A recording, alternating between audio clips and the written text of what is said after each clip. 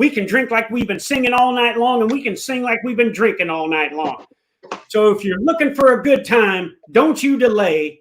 Tune into the Ron and John show, because me and this Ranger here, we lead the way. Boom! Yeah. What's up, brother? Hey, brother, you know, I was supporting any way that I could with charades and props and, you know, all kinds of stuff. So I know, man. I did my part. Oh, yeah. You're looking good, man. You were G to G. Yeah. And until I can memorize the whole thing myself, that's probably what I'll do. I'll just bring out different props and stuff like that to support our little rhyme there. Yeah. So what's been going on, brother? How was your week? Hey, everything was good, man. Hey, we did the Allied Forces Foundation Yomp Your Yard Saturday, man. What'd you think about that? Man, I love that. I love that. You know, just to get out there, a long walk. We did about 10 miles. You know, out and back. Hung out with some great Americans, some great warriors, and just the community coming together just to get out and about. And I think we learned from a lot from each other. We had a lot of good conversation, met new friends, and we're able to end it up at the 𝙗 Brewing and help out a local business and a veteran-owned business. So I had an absolute blast, and I'm looking forward to the next ones. Yeah. Hey, you know, and it's for a good thing. You know, Allied Forces Foundation, there to help wounded, ill, and injured, provide them purpose, provide them direction in their recovery and everything. And then at the halfway point, brother, you know, us and our fellow yompers, we torqued down 2 bottles of soju. So that was pretty good. Then we got back on the trail and hiked back. Yeah. And you learned how to open a bottle of soju Korean style. Do you remember? Sure. I do remember that. Yep. The countdown, the clap, tap on the elbow. Get boom, them three stooges in the eyes. Yeah, it was good. Hey, the other thing I did this week, brother, that was phenomenal. You know, and regardless of whether we're in the military or in business, leader development is a priority. So Sandra and I, on Monday night, we drove up to Bellevue, and we had a phenomenal dinner with Medal of Honor recipient Flo Groberg and 2 phenomenal former officers, Skylar Brown, a former Special Forces officer, and Josh Rodriguez, a close personal friend of mine, a former warfighter, former ground combat commander, all combat experience, obviously Flo. And we talked about, you know, combat. We talked about service. We talked about PTSD. We talked about veterans. We talked about veteran suicide. It was just phenomenal, man. And it was well worth the 50-mile trip up there and the 50-mile trip home. So, yeah, it was a good week, man. It was good stuff. That's awesome. That's awesome. You know, we're rolling. You know, what's funny is that the day after the Yomp, because we went out there with obviously with soju. So Father's Day, look what I ended up getting.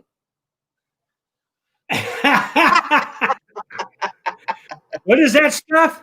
That's it's a Highland single malt Scotch whiskey, 10-year. Oh wow. Yeah. That's good stuff, man. Good stuff. Yeah. So that is awesome. Was able to hang out with family and you know, get that important time in, and you know, jump back into a great day at work. And we're still pushing forward, making some awesome things happen over at Veterans Lending Group and educating and leading the charge there. So, you know, I mean, it's you know, I know obviously, you know, you and I have always talk about what we're doing and all the different organizations that we're a part of. And, you know, I just like to just remind everybody that, you know, while we're part of these organizations, you know, we don't do what we don't want to do, you know, and because we're involved with this, it's something that we emphatically really believe in. And you know, from the Allied Forces Foundation to FitOps, you know, to Veterans Lending Group, to, you know, across the board. So y'all really looking forward to growing that audience, so you can come out and see what we're all about. I mean, heck, I'd like to see a goal of us getting, you know, 50, 60, or 80 the next time we're out there. So we got that event to talk about again, but we'll save that for another time, right, brother? Yeah. So this week, right? We've got another phenomenal guest, and we were kind of in our virtual green room there, talking about some stuff and some things that are very it's interesting, is kind of taking me back to a couple situations with what we're talking about in working with high schoolers and stuff like that. So who do we got this week, brother? So, Ron, we wanted to switch it up a little bit here. We've been really doing our collaboration the past couple of weeks with, D Hicks and the NCOPD Live, and with Mark Halliburton and Freestyle Every Day. Freestyle every day for everybody. I got to do my WWE voice for that one, man. And and then we got Breck Live next week that we'll be doing a 2-hour special, 1 hour on his show. Then we'll bring him over on the Ron and John side. But we want to talk about, because it is graduation time in our high schools around the country, and we want to talk to a man that has done a lot of things to assist and recognize those graduating high school seniors that are electing to join military service. And so the guy we have today, man, his biography, it almost ran the ink out of my printer when I printed it off. But this guy's an educational entrepreneur. He served nearly 4 decades as a university president and a professor. This guy is the author of numerous books and scholarly publications, and is an active presenter at industry conferences. In 2009, he founded Our Community Salutes, a nonprofit organization to recognize and honor graduating high school seniors who plan to enlist in the military, like we talked about, immediately after high school. Normally, outside of COVID, they host ceremonies that are around in over 20 states, in over 50 locations throughout the country. Unfortunately, with COVID, they couldn't do that this year. This guy's awards and decorations are just too long to mention. But he is just a true treasure of our nation, a guy that truly gives back as much as he takes. And it's an honor for me to call him friend. He is Dr. Ken Hartman, who is the founder of Our Community Salutes. And Ken, welcome to the Ron and John Show. Welcome, Ken. Thank you, Sergeant Major. Thank you, Ron. You did have to fail to mention 2 things. One, that I was president of my 2nd grade class twice. Right. Okay. And then I'm an old armored cav officer from way back when as well. So Shouts out. Out. So so it is absolutely an honor to be with you and to talk about this exciting show that we've got lined up coming up in just about a week. So yeah. So Ken, can you go ahead, Ron? I'm sorry. Oh, no, I was just gonna say is, John has told us, so much about you leading up to this, and the amazing work that you do there with Our Community Salutes. And I was just for the good of our audience and the good of the group. What is it all about, and what started it? Yeah. So 12 years ago, in a moment of weakness, I agreed to serve on our local school board here just outside Philadelphia. At the time, I was president of university, so the last thing I needed was more educators in my life. But nonetheless, the calling was there, I guess. And I discovered in 2009 that not only were we not asking kids who were going to the service to stand at graduation, believe it or not, but that we were doing nothing to recognize the small number of kids who were enlisting right out of high school. And again, as I said before, I was an ROTC kid. I was going in to college before being commissioned. But these are the kids, and we were doing some things, particularly for the kids going off to the academies. But for the small number of kids, and particularly the moms and dads, nothing. In fact, many of my friends, I watched these moms and dads literally go underground because they're tired of defending their son or daughter's decision in our community. Typically it was this time of year, say, where's Jimmy going to school next year? And the parent would say, he's not. He's going in the Army. And the reactions typically is, what happened? Or are you okay with that? And after hearing that, the parents basically just walk away from the conversations. And I'll later on, I'll share you a story about what just recently happened to me with the editor of the Philadelphia Inquirer in their profile of the class of 20 high school kids when they mentioned nothing. But anyway, so that was 2009. So I figured, all right, I got to do something about this. And I happened to run to an Army recruiter, our battalion commander at the time, who was on our campus. And I said, hey, I've got this idea for dinner. I don't know how I'm going to pay for it. I don't know where I'm going to have it. I don't know if anybody's going to come, but it can't be just an Army thing. It's got to be everybody. So in 2009, we had our first dinner, and 200 and some odd kids, 60 kids from our county. I think we had a retired one-star that spoke at it. And it was an amazing, magical event with about a third of them being veterans, kids, the active duty people, recruiters, so forth. And word got out about it. And I got a call from a woman in Pittsburgh saying, "Hey, I heard what you did in South Jersey. Can you help me do something like that in Pittsburgh?" I'm like, "Well, all right, I got the website. I've got the name. We'll just call you Our Community Suits in Pittsburgh." And year two, year three, word really got out. And then all of a sudden, the recruiters started to see something strange happening, that the kids who came to our ceremonies, nearly 100% of them got on the bus. So now you start getting the real push out, and it's in air op orders. And so I got every single company commander and first sergeant calling me saying, "Hey, how can we get our community fired up about this?" And 12 years later, we were on tap to do about 50 of these ceremonies across the country, from San Juan, Puerto Rico to Hawaii. When, as you indicated, Sergeant May, the COVID-19 knocked us off, including mine. I was actually all teed up to have the new TRADOC CG at my event here in South Jersey. All went down, and I said, "Well, what are we going to do? Are we going to go completely dark?" The class of 2020 is a special class in that it's the first high school graduates who are enlisting who were born after 9/11. So it's a really interesting group, and I didn't want that to go dark. So I said, all right, let's go back 12 years. I got his ID for a virtual one. I knew I had to get the military on board. That was going to be the easy part, because they're struggling, as you know, really, really a lot now, even more so than when I started this 4 months ago.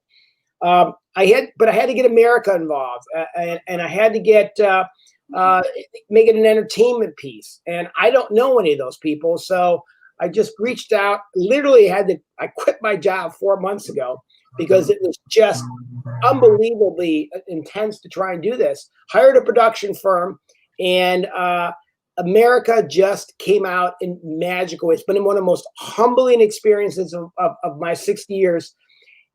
And when we show excerpts from it, you will see everybody from people like yourself to astronauts to Alice Cooper. Every day my phone was ringing. Next thing you know, I look down, there's Alice Cooper, or there's the White House and the vice president's wife calling because they have a son in the Marine Corps and they want to be involved in it. We had about 150 or so videos submitted to us from World War II veterans, a Navy veteran who's in the show. And it just has all come together, artists, performance, including yours truly here, who's in the show. And we'll get more into specifics later, but it's going to air 4 times, but a premiere on July 4th. It's going to be streamed over the internet,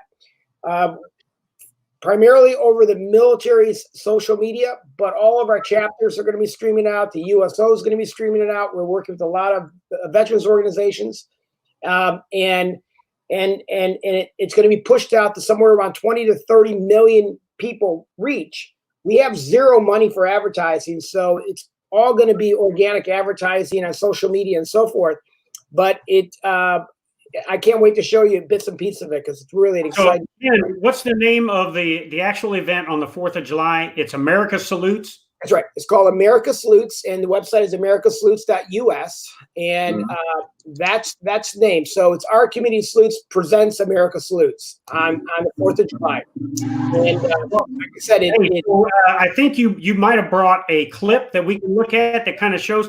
I know you've got some heavy pipe hitters that are hosting it. I think you have Terry Crews and Chef Robert Irvine, right? So just name it. So we have our 3 celebrity hosts. Will be Terry Crews from NBC's You Got America's Got Talent, Chef Irvine, and Fox and Friends co-anchor 𝗞𝗲·H Has. All 3 of them are celebrity hosts. And again, you'll see in the video I'll show in a second, everything from country music singers like Craig Morgan, amazing. He's playing his shout out, playing his new song Soldier. It will be there. Lee Greenwood recorded a special performance of Proud to Be an American. Bradley Gilbert, Alice Cooper, NASCAR driver Kurt Busch, actors, on and on and on and on. You'll see some of them. Why don't I play the video? It's about 30 seconds. This will Yeah, let's see that. Let's tee it up. See who's in it and some of the names. Let me start it from the beginning. People are gathering around the globe for one reason, to say thank you. There's no one in the world prouder than me. Y'all are some of the most brave people I've ever heard of. I'd like to say thank you to the 150,000 students for what you're doing and what you're going to do. It is an honor to celebrate your decision to join our nation's armed forces. Our armed forces are the world standard because of leaders just like you. We love you. We appreciate you. Pay attention. This one's for you.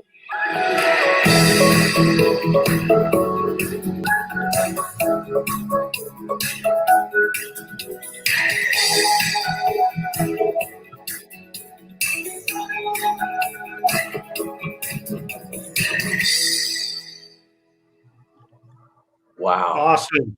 So, but I got to show you, just to give you a little tease here. Here is how the show opens. And Ron, as no recruiter, you'll appreciate this. But as all of us as soldiers, here's how it opens. This is what America is going to see.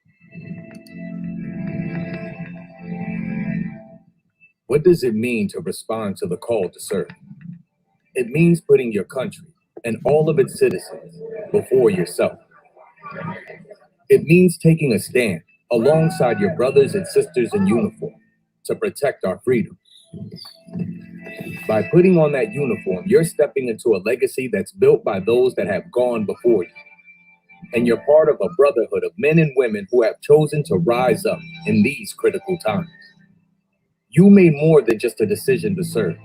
You made a decision to protect, to defend, to stand up for what's right, and to help make our world a better place.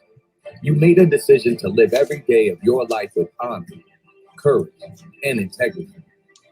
What the world needs now is hope for a better tomorrow. It needs leadership in times of uncertainty. It needs strength to believe that we can overcome anything if we do it together. What the world needs is you. Thank you for answering the call. Awesome. So you see, let me turn that off. Let me stop that point. So this, I got to say one more. So one of the things that's really cool about this is it's not just about these kids and their parents. That's the focus, clearly class 2020. But these kids want to thank you. They want to thank veterans. They want to thank who goes before them. And so we grabbed some of the class of 2020 seniors and we had them talk to America about their decision and why they're doing what they're doing. Let me show you a quick video of what they had to say.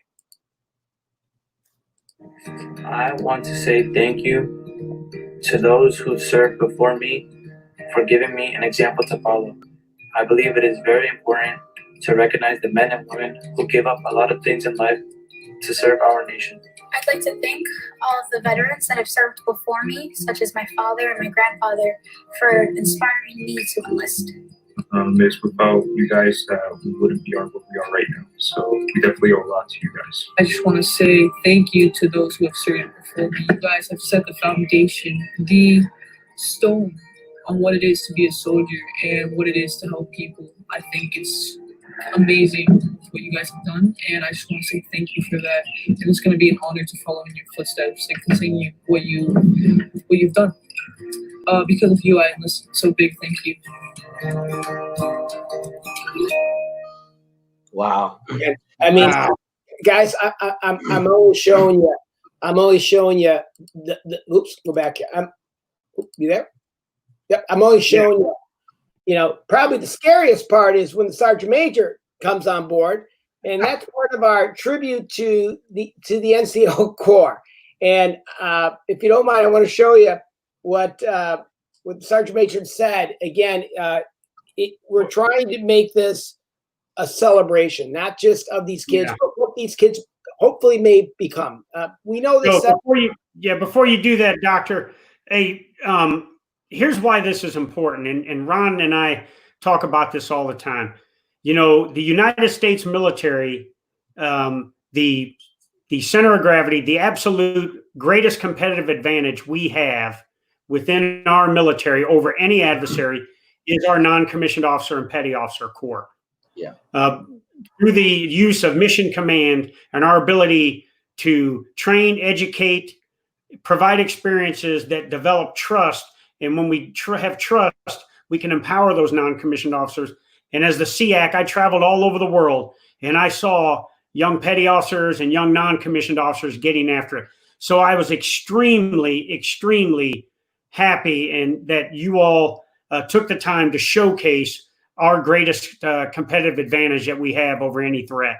So thank you.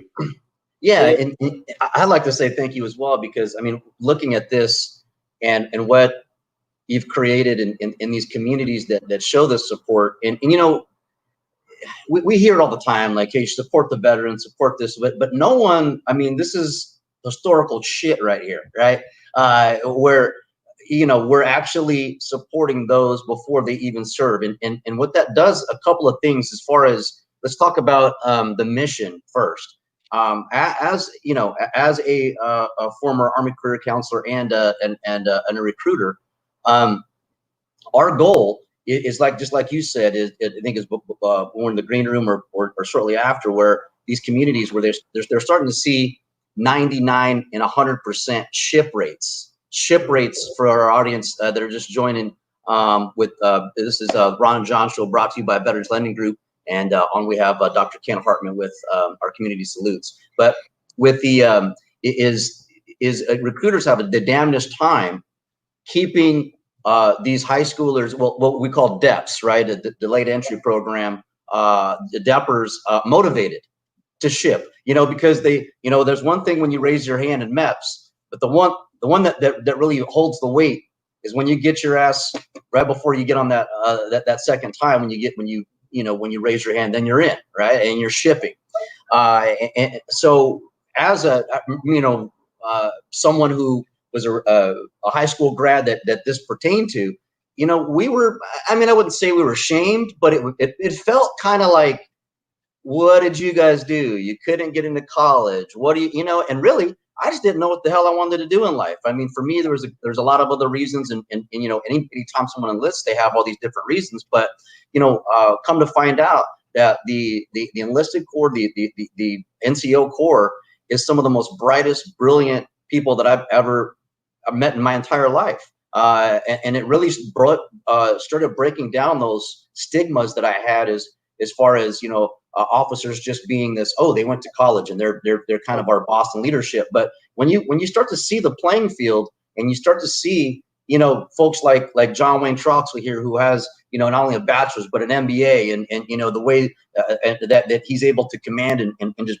whoop stuff out and all across the board is phenomenal, you know, and it just, I'm just super excited because it allows these high schoolers to feel that they're doing something good with their lives going in versus that uncertainty when they get there. I think it just kind of drives and pushes that. So I'm super interested to see the data, which I'm sure you're collecting on these first classes as they've gone in, and then if there's able to track the transition on the other side and kind of what that looks like in the future, because support on bookending support on both sides, I see no downside to that. We do, I can share offline. We do have last year we Uh-oh. Oh, you freeze up. Uh-oh. Oh no. You there? There we go. I hear him. Yeah, we're here. He's back. He's back for a little bit. I blame it on the Russians. That's weird. I'm not having any problems. All right, Ken. You're coming back in, Ken. Maybe it's just trying to catch up.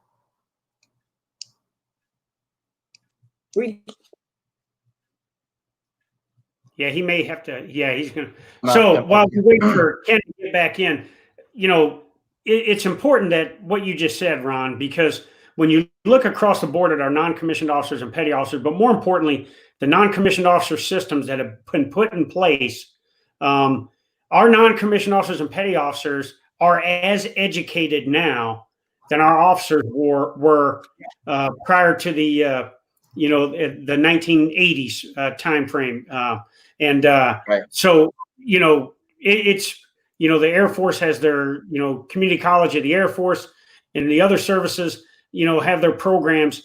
And, the Army has, programs where, senior enlisted can go to Penn State, get a degree, and then they go teach at the United States Army Sergeant Major's Academy. So again, I go back to, this is why I'm so excited, Ken, now that you're back. And, and we took care of the, the bot or troll that was messing with your connectivity there. So I heard everything you said. And one of the things we do at our ceremonies, we're actually doing in the show as well, because it's a special piece of that, is we always bring back a kid who was a high school senior the year before, who has served on active duty for 1 year. And recruiters are happy to bring them back. And one of the things that they say to the parents, and we have some of our ceremonies are as small as 100. We've had ceremonies where there's 10,000 people at them. But one of the things we ask them to do is to talk about how much college credit they've earned in their first year in active duty. And inevitably it's 30, 40, sometimes 60 credits. We had an Army biomedical specialist 2 years ago. Got 60 credits. So we're doing the same thing in this show. We have 2 Air Force guys, airmen who actually enlisted. They were at our ceremony in Delaware. They enlisted together. They went down to the recruiters, same day, same high school. They're buddies. One's at MP and one's doing something else. And each of them, they'll talk in the show about how they've earned 30 plus credits in just 1 year. And the parents look around and they say, what? I thought my kid's running away from college. And they don't realize they're going right into it. So that's a very important piece. The other thing we do, and I think you guys appreciate, we did last year, is that I've been wanting to do this for many years, but I didn't have the guts to do it, but I did last year. And that is, we produced a little pocket guide to the U.S. Constitution that we gave to 1,000 kids. With a little introduction from me, thanking them for their service. It's 96 pages. It's got information about our founders. It's got information about, it's got the Declaration of Independence. It's got the Constitution, the Bill of Rights, and facts and figures. It is absolutely, I only had enough for about 10,000 of these last year. And obviously this year, I have no way of giving it out to people because we don't have the resources to ship it out. But this is part of last year when we moved away from just recognizing these kids, saying, well, that's good, but 75% of these kids are going to get out in 4 years. And before they know it. So what we instituted last year is we got some funding from 3 major colleges, and we built OCS Connect. And it's all on our website at ocsusa.org. And we built the first and only portal for new service members and their parents. And one of the things that we're doing is we're filling it with good information and content on everything from financial literacy, how do you help your son or daughter with their first paycheck, to how do you become your son or daughter's career coach, your education coach. Your job's shifting as a parent. They need you just as much as the kids going off to college. But how do we, so that was the initiative we're actually going to do this year. We're going to build that until this whole thing happened. But so it's not just saying thank you, that's all important, very important, as I talk about in the show. But equally as important is providing the education resources and the webinars that we do to help the moms and dads stay in. I mean, the highest level of unemployment among veterans are ages between 25 and 30. Those are the kids who are just getting out that haven't planned accordingly. So we got a lot of work to do there. Interesting. We got a Pete Coleman says, is that pocket guide online available to download? My combat brother from Operation Just Cause. Glad he's on. No, but nice. We have I think I have like 100 left from last year. And if you give me a name of who would like it, and of course now I'm opening myself up to everybody who watches your show, but I'd be happy to share it with. And I just sent actually a few of them to Glenn Beck and Mark Levin, both of whom are in the show, because with everything that's going on out there in the streets, it is the one thing that we well, I'll give you an example. Riots in Philadelphia 3 weeks ago. I had to go in and move my daughter out of Philadelphia, and as I went into her apartment, which is right in the ground zero of the riots, there was a young private PA guardsman, soldier standing on her street corner. And I introduced myself. I asked him where he was from. He said, I'm from Philadelphia, sir. I said, did you go to school in Philadelphia? He said, yes, sir. I said, did you happen to go to the ceremony that we had? It was at the Union League in Philadelphia for all the kids in the Philadelphia area that were enlisted in the military. He said, yes, sir. I went with my mother. It was a beautiful event. And I thanked him for his service, told him to stay well. And as I walked away, I'm looking at this 19-year-old kid in full riot gear. And I'm thinking to myself, good God, if he doesn't know and believe in his core that his community and his nation is behind them, how in the world can we expect him to defend this? And he's taken on his friends, family, and neighbors, perhaps, in these cities. So 12 years ago, when I started, it was all about saying thank you as these kids might be going off to Afghanistan or Iraq. Who would ever guess that now they're in our streets? And so it's critically important and that they understand what they've taken an oath to do, because clearly the schools and heaven knows the colleges are not teaching this information. You know, kid, I love what you're saying here, because it's especially because of what I do with Veterans Learning Group is I'm the National Director of Education. So, you know, our philosophy, you know, our cornerstone is integrity, but what really pushes us up and elevates us is education, right? A rising tide lifts all ships, and all that. And you would be surprised of how many service members and veterans have no idea about our own benefits that we do walking into it, right? So as a recruiter, I know what the four main recruiting points are, right? And you've touched on literally all of them here. It's college, right? It's college. It's bonus money, right? You know, get a head start in life, right? It's also adventure, right? Get out, let's go travel, let's see the world. And then last is patriotism. But I believe that at least in my experiences and those of my colleagues, a lot of them at least, is when we enlisted, it was for a lot of different reasons, and we grew to understand what patriotism meant because of the camaraderie and what we were actually defending. And whereas it's just interesting where you're talking about now, because now the idea of why someone's enlisting is where patriotism has gone up, but what is it that they're really fighting for, right? And that's in that piece. So it's education. You know, it's letting them know, here's what that's about. Here's what you get when you're, you know, what you're going to get out of this. It's a shame that none of there's no gates along our career or our, let's say, our contract of, hey, at this point, this is when you're eligible for this. At this point, 90 days in, now you're eligible for your VA home loan benefit. Did you know you could purchase a home 0 down? I mean, you got John Wayne Troxler here, who is basically a first-time home buyer after 38 years. You know, he had one a little while ago, but it's the education, and now that he knows about this stuff, it's like, holy crap! Look at all the stuff that kind of all comes together. And I just love what you're doing, because it allows them to really understand and stand on those corners and understand why they're doing it, or in some sandy place where they might have to face the worst day of their life and understand why they're doing it. They really do. And you know, look at the kids today. I mean, again, back in the day, you know, that I went in with George Washington, you know, it was be all you can be. You know, that was it. Be all you can be, right?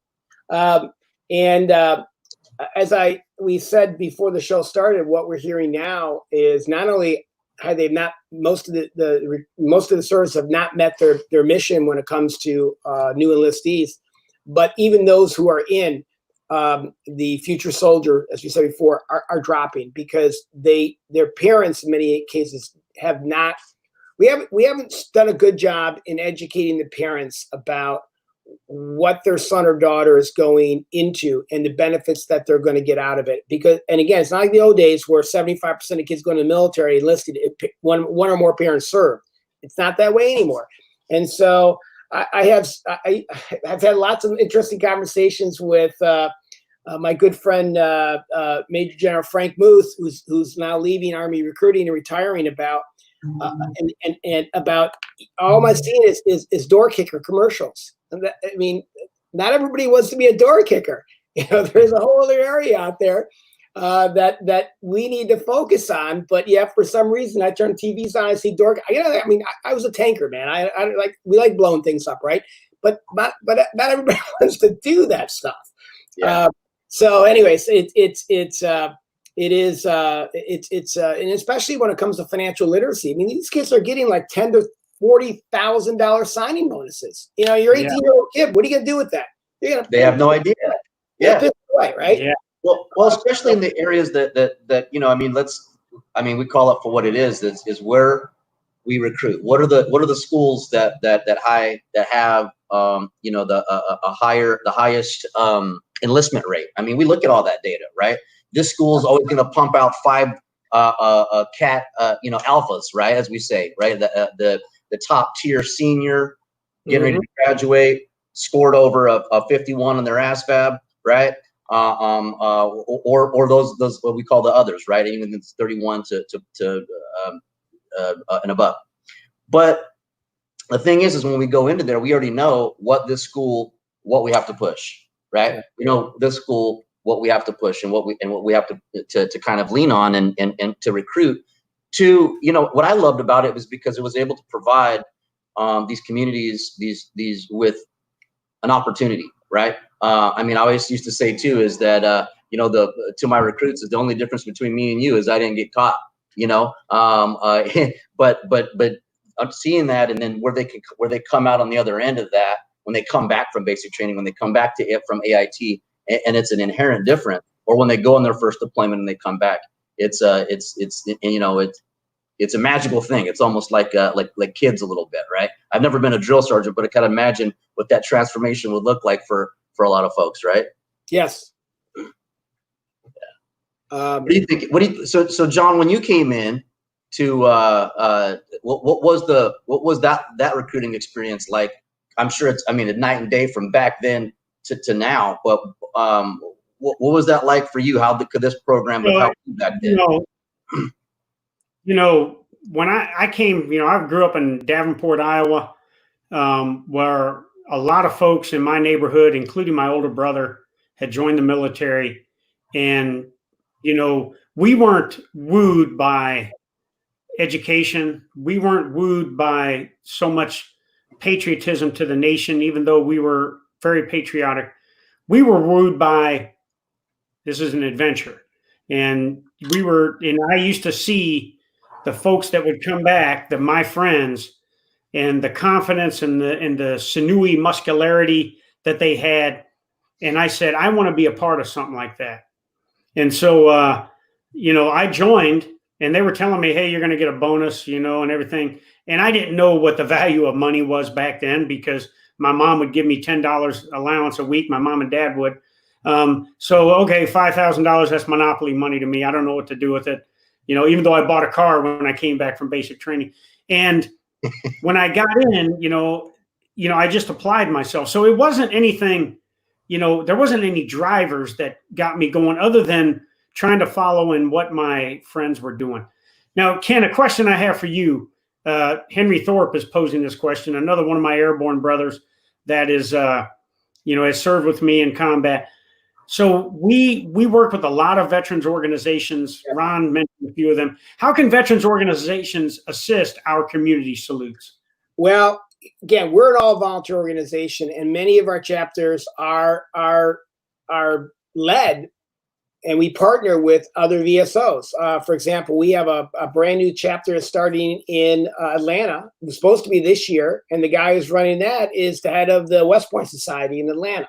So we partner with AUSA chapters. We partner with Blue Star Mother chapters. Again, we have everything a community, we co-branded, if you will. We have everything a community needs. Yeah. All the materials, all the SOP, everything you need. You know, and if anybody's interested, they just go to our website at ocsusa.org, ocsusa.org. There's a link on there to start a chapter. We asked them a little bit about themselves. Again, it's because we are all volunteers, including myself. I'm a little nervous about what's going to happen with this national thing, because whenever I'm on CNN or podcasts like this, we get blasted with people wanting. And so we definitely are stretched thin. But it is, you know, I tell people all the time, go out and get 5 buddies, who are willing to put in 20 or 30 hours of work, and we got everything for you. We built the registration system last year. We built everything so that we could scale this thing.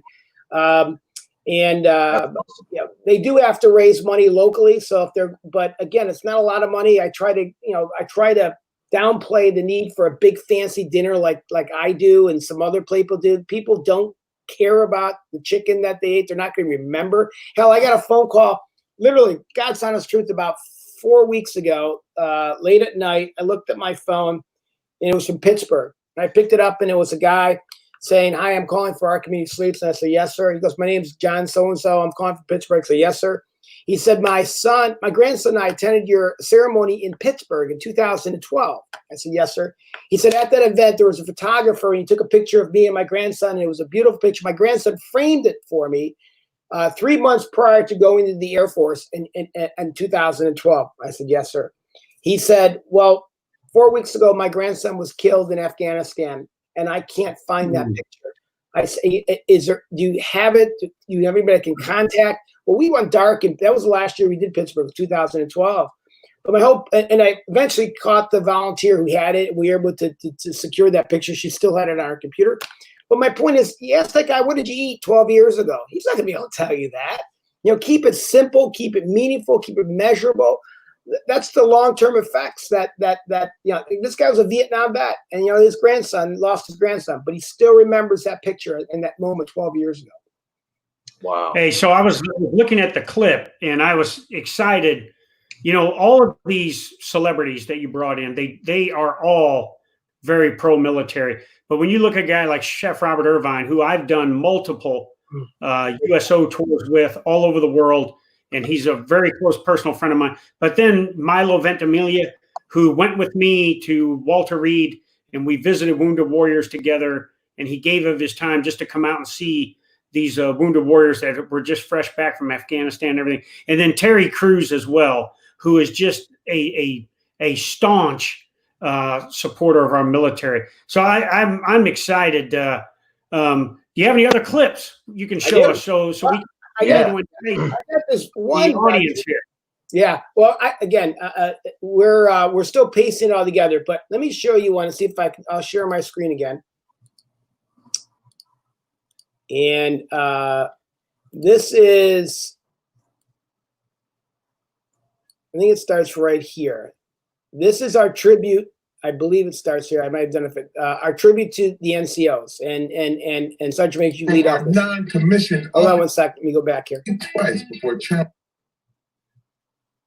through your entire military. This is, by the way, the president of the USO. Station. Travel around the world through airports as you go to Dr. Crouch. And as you transition out of the military, the USO has programs and services that will support you and your family. So on behalf of the men and women of the USO, we're proud to welcome you to the military, and we want you to know that we're here for you. We're incredibly grateful for our partners and sponsors who made the special event possible. Tonight, we're celebrating what makes America so great, and that as Americans, we come together when it matters most. Many of our high school enlistees may soon rise to the rank of a non-commissioned officer. Our nation's NCOs are often called the backbone of our military, and you might think twice before challenging one of them to a push-up contest. Ladies and gentlemen, please welcome these outstanding senior leaders from our non-commissioned officer corps. Hello, everyone. I'm Senior Enlisted Advisor to the Chairman of the Joint Chiefs of Staff, John Wayne Troxell, United States Army, retired, and Hiring Our Heroes Ambassador. To the more than 150,000 graduating high school seniors that have made the decision to serve in the United States Armed Forces, I say thank you for your service. Thank you for your commitment. Thank you for swearing an oath to make sure that our country is safe and that freedom endures. Your service is going to prepare you for the future because it's going to allow you to grow physically, mentally, emotionally, and also grow your cognitive and critical thinking skills to reach your untapped potential. Additionally, you're going to be part of high-performing teams that are going to be doing great things to defend our nation. Even though we are going through a COVID-19 crisis, the country that we live in still lives in a dynamic environment where we have long-term power competitors like other nation states. We have rogue nations that look to do ill towards our country, and terrorism is also a threat. Your willingness to raise your hand and say, I will defend our nation, will ensure that we keep those enemies at bay and we continue to make sure that our nation is free. So to all of you that have made the commitment to serve our great nation in the U.S. Armed Forces, welcome to your service. I can tell you, enjoy it while it lasts. I just recently retired after 38 years of active duty, and I can still remember the day that I was in your shoes, and it went by fast. So enjoy it, and good luck to you. I'm sorry, Major Ron Green. Oh, that's my man, Ron Green. We got to see Ron Green. There's Brian Pitts. And I think we need people that. So there's a the tribute. Let me stop this. Go back here. So let me stop sharing. So so that's a piece of it. But you noticed the Hire the Heroes, and I want to mention something else special about what we're doing. So I mentioned that it premieres on July 4th, and all the stuff's on our website. We're also it's going to run 3 times on July 4th. We wanted to do it because of the significance, obviously, of that, which is why I filmed my piece in front of Independence Hall. But then it'll run again on the 16th of July, 28th of July, and the 9th of August. But on the 28th of July, we're going to do something very special. After the showing, which starts at 8:30 at night, we are going to run a live virtual career fair for veterans that evening. And we're still in the process. Here's the marked up flyer. We're doing all this stuff online. But thanks to Hire Our Heroes, I just licensed the platform. That's not what we do, as you know. We're in the front end. We're not back then. But given the fact we've got 20 million Americans out of work, many of whom are veterans, why not do something that evening? And it's not going to be a job fair because a lot of companies just aren't hiring right now. But each of these companies is going to take a different theme. So it could be how to search for a job on LinkedIn. It could be how to brush up and do a great resume. So we have 30 rooms, and we're going to be giving it away, room to various organizations who are willing to do something, not just for the veterans, I might add, but also, like I said before, we're going to have people doing things for the parents of these kids because they need to learn how to be their son or daughter's career coach right now. What are those questions? Classic example. I was with a friend of mine last night, and he was talking about his daughter in college and how she's a junior and she needs to do some sort of internship, because she wants to go to medical school. And he asked me questions, do you know anybody that can help her do that? Well, again, there's a parent trying to help their kid make a career transition. Parents of service members need to know those questions as well. And so we're going to be doing some of that evening as well for an hour on the 28th of July. All of that is on americasalutes.us as well. Nice. Awesome. Yeah, that's great. Yeah. So again, we don't have any advertising money. So we need the veterans organizations. We need that's the only thing I'm asking for these companies that are participating. I said, I don't want your money. All I want is that if you want to do this, help us promote America Salutes, help us promote the career fair, get it out through your network. We give you all the materials you need to reach it, because I'll be on Fox and Friends and some others as we go forward, hopefully more, if I can find the right person to get us on there. But it's still going to come down to, word of mouth, and the VSOs are very important. Right. How many cities are you in right now, Dr. Hartman? So we were scheduled to do roughly 50 cities, 50 communities. Not all cities, obviously, some of them are communities, but we like to call them communities, or chapters. And we did have one, quite frankly. It was last week. San Juan was able to do a little quasi-hybrid event. They had some kids online, some kids actually in a room in San Juan. So we did get one off this year, but all the rest of them just went down.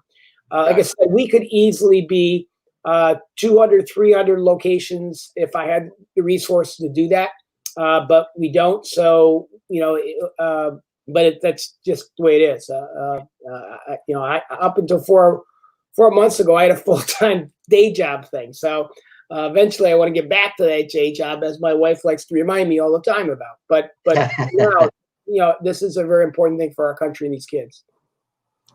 That's awesome. Hey, so I think, Ron, it's rapid fire time. I think it is rapid fire time. Yes, sir. You want to kick it off, brother? And we are going to fire some questions at you that are off the cuff and maybe somewhat nonsensical, but we're going to try and get after the human side of Ken Hartman here. Are you ready? Actually, I can't hear a thing you're saying. There must be something wrong with the computer right now. So you're a former cavalry officer. Just about enough to get myself in trouble. So what the hell? Go, fire away. So you're a former armored cavalry officer. Yep. And if you ain't Cav, you ain't shit. Right. Okay. Yes, sir. Now I'm a recon guy. I'm a former cavalry guy, but I've been a career 82nd guy, striker guy. I've spent more time with infantrymen than I have with armor guys. So I got to ask, when you were an armored cavalry officer, were you the kind of officer that wore those big old strappy boots? No. Or the big ass hat? No. You know, because generally the stereotype of somebody with those big old strappy boots is they weighed about 300 pounds. They had a high and tight and a big old brush mouth mustache, and they had a big old Stein running around. And those damn spurs on the boots, right? I got a very early and quick orientation. After I commissioned, my parents put my bars on. I ran out to my unit was already in the field. They were dirty and nasty. I come out, this brand new, fatigues on, and my company commander, who's still one of my best friends on my board, highly decorated Vietnam vet, Gene Clark, says, "There's your APC over there, Lieutenant. We're gonna let's go get some sleep. We'll see you in the morning.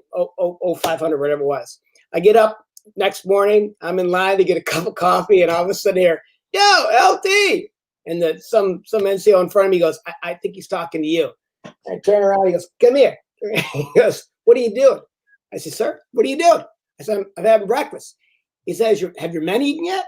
And I said, I don't know. He goes, "Well, you don't eat until they eat. Get your ass out of line and go find out." And then later that evening, after about a week with these guys, I was also the pay officer. So I had to go in. I had a clean pair of fatigues. I was going in to get the pay. And these subtle guys, they came in, dragged me out of that APC, threw all sorts of crap all over me. My one clean uniform fatigues I had. And I was so pissed off. And Gene said to me, he said, "Let me tell you something. The day that they don't do that to you is the day that you have to worry."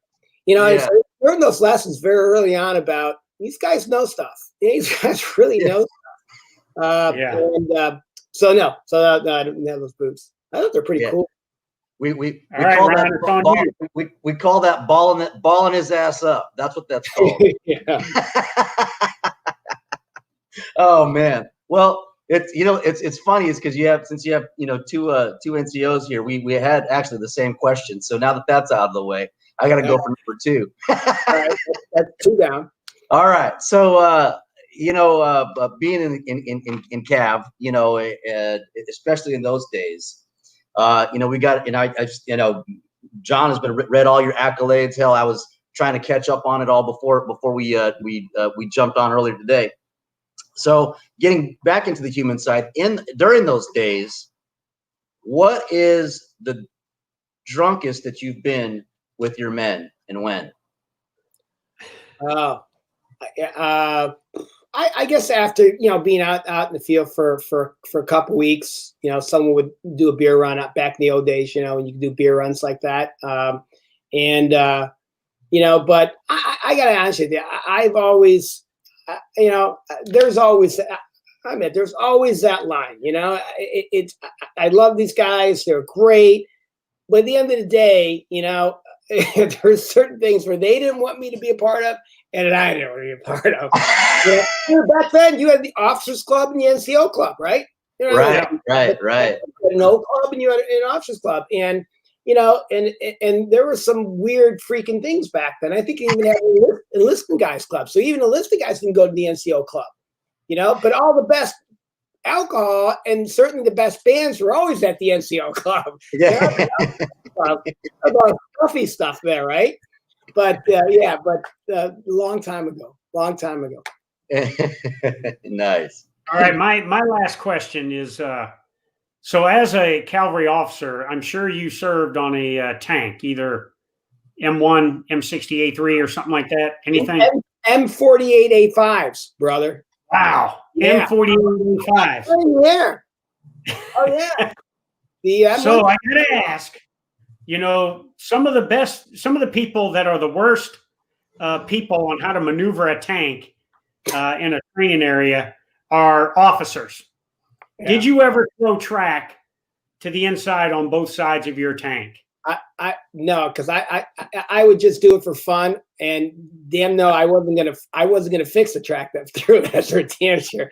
I'd give it a sledgehammer, but I wasn't slinging that sledgehammer when we threw a track. Oh no, that was one of those things. I'll get the hammer. That was I don't know about the new tanks today, but back then, man, you threw a track, and when you're out in the field and it rained. And good God, I'm getting nightmares thinking about that. And if you're commanding that tank and you're an officer and those enlisted are out there with the sledgehammer trying to put that shit back together, your popularity level kind of dips, especially if I always found an excuse to walk away from that job. There's always something for me to do because I wasn't that wasn't for me. I was going to throw my back out in other ways. Bad enough just jumping off the back of that thing, let alone swinging that sledgehammer in the way. It was usually the biggest, burliest guy in the unit that would do that stuff, anyways. Yeah. So. Yeah. So with that is, you shared with us, probably your first lesson, right? As far as officers eat last, right? But what was probably your most memorable moment that you, as an officer, learned something, from an NCO, where it was just like, you know what, holy shit, I need to, this is something I'm going to remember the rest of my life and carry with me. Honestly, that first example I gave you, that has stuck with me my entire life. When we have friends and family over for a barbecue or for an event, people are like, "Ken, no, go help yourself." No, you eat, go, and always say.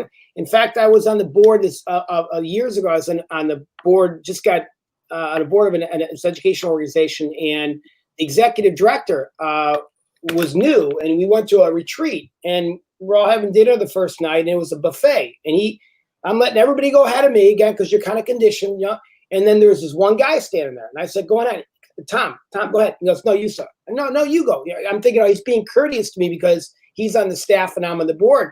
Come to find out, he's an old Marine, and he learned the same thing. In fact, he sent me a book I've got over there about something about officers eat last or something like that. I can't remember what it was. But it's real. He had the same thing. We were both like fighting. No, you go. No, you go. You go. And he was the same thing. He was Tom, very deeply involved with our community salutes. He enlisted out of high school, but yet that was his way of take care of your men first. Make sure your men are fed. And so that's really stuck with me all the time. It's really weird, but and it helps me. Hopefully, all the bad stuff's eaten, so I don't have to eat it when I get there. But it really does. Yeah. Well, I love that you say that because it shows that officers, we have this. That was your first day in the job. If somebody didn't show you, hey, shithead, dumbass, whatever you got called as a flutter bar, right? This is how you do it. And it's something that carried on for the rest of your life, so that you can perpetuate that. And I think that sometimes as enlisted and NCOs and just all across the spectrum is remember that sometimes they just don't know, and we're all here to learn from each other and to be there for each other. So it's really for me.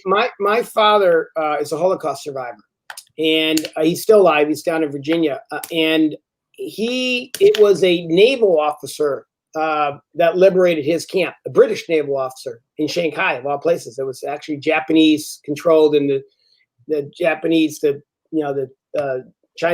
Japanese controlled Shanghai during World War II, and he was interned in that camp for about 6,000 Jews that were there.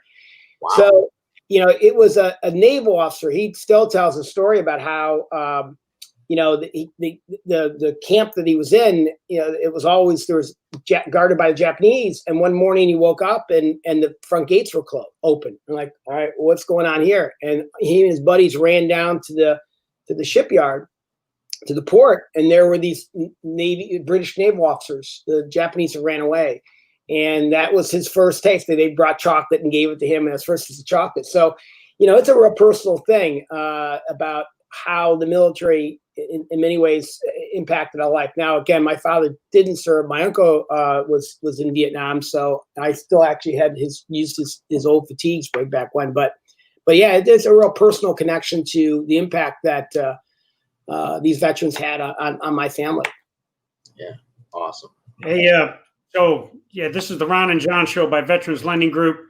So America Salutes, 4th of July. It's going to be streamed live. Can you tell us about the virtual thank you card that you have going on? Say again? The virtual thank you card.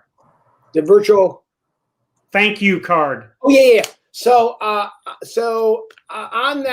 those dates, when the show, I'm not towards the end of it, and I say to folks, now's your time to say thank you. Come to our website. So they'll go to @americasalutes.org. It'll be on the screen, and when they go there, there will be a landing place there where they'll click on it, and they can. We're still getting the software, but basically they're going to be able to leave up to, I think, a 250-word message. So they'll leave it, they'll submit it. Somebody, one of us, is going to have to approve it so that we don't have crazies just posting stuff on there that no one wants to see, and then it'll go on. Yeah. So we're still working on that solution, but that's what they're going to be able to do, to kind of sign the card, leave a message like that. But again, everything is going to be on americasalutes.us, including, and even from there, if you want to learn, for example, how to start an OCS chapter, you can just click on the icon for OCS and they'll take it to our main page where there'll be a drop down on there as well. But we do need, again, those that are watching, those that are listening, if you've got Facebooks, if you've got social media, come email me. You can come to the website. We'll give you what you need. We just sent a bunch of stuff out today to folks so they can post it on their Facebook and drive everybody to that website. On the 4th of July, there'll be a link there that say, watch the show, maybe in pop-up box, and that will take you, it'll be on our Facebook, it'll be on our YouTube, all the social media, as well as the militaries as well. Awesome. That's awesome. You guys want to stream it on yours, they can go right to your website. So they don't even have to come to ours. Just have them come to you guys on the 4th of July, and we'll give you instructions on how you can stream it on your website as well. Please do. Yeah, definitely. Please do. I'd like to see if what chapters, or if there is one here in the local area. I mean, I'd be surprised if there wasn't, but I know there's a lot of volunteers and a lot of moms that are here locally that would love to support and do something like that, as well as, you know, council members. I mean, it's a very, as we say, military-rich environment where John and I are here in the JBLM area, the PNW. So gotcha. So I'll also give you guys, when we get off the air, we'll connect later on about getting a sneak preview of the entire hour show, so you can see it as well before everybody. So that way you'll see that as well. Oh, that'd be great. Yeah, that's awesome. Yep. Hey, Dr. Ken Hartman, sir, thank you so much for being on our show today. It's been a treat having you.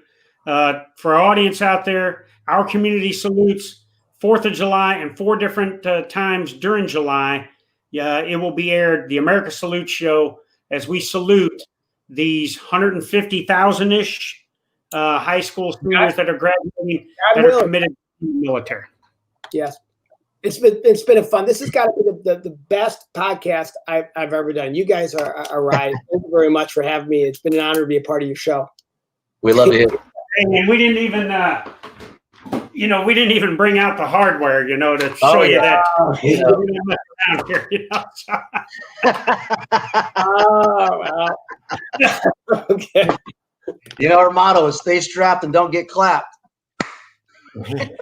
Hey, Ken, thank you so much, sir. You are a treasure to our nation for what you do to continue to make sure that our young Americans get recognized, those that are standing up for service, and making sure that their parents have something to be proud of as their son or daughter makes that oath to defend freedom and our way of life. So thank you very much. Thank you, guys. I appreciate it very much. Thank you for having me on. Yeah, thank you guys. And Ron and John Show brought to you by Veterans Lending Group.